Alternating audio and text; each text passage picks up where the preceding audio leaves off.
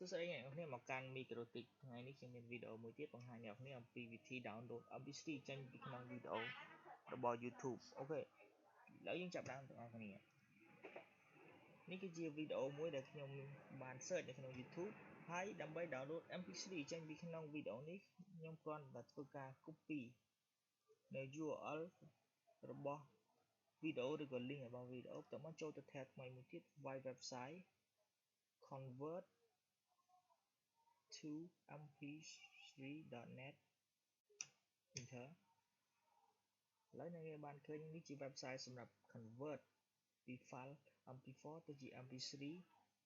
ដែលអ្នកនរងាយស្រួលក្នុងការ download mp3 ចេញពីវីដេអូនៅក្នុង YouTube អូខេអ្នកអាចធ្វើការ pass នៅ link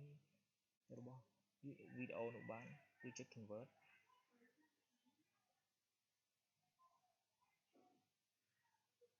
តោះមកធ្វើការរងចាំរហូតដល់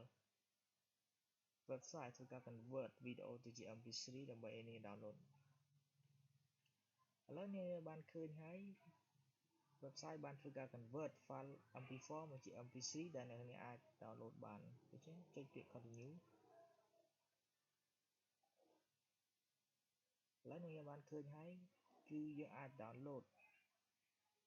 mp3 ចេញពីក្នុងវីដេអូរបស់ YouTube ដោយមិនចាំបាច់មានកម្មវិធីបំលែងទេដូចនេះអ្នកនរអាចចុចពី download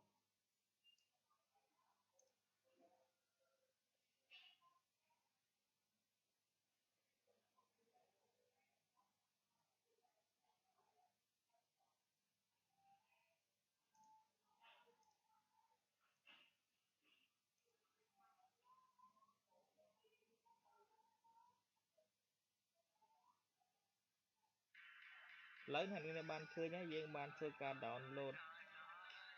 ចម្រៀងចេញពីក្នុង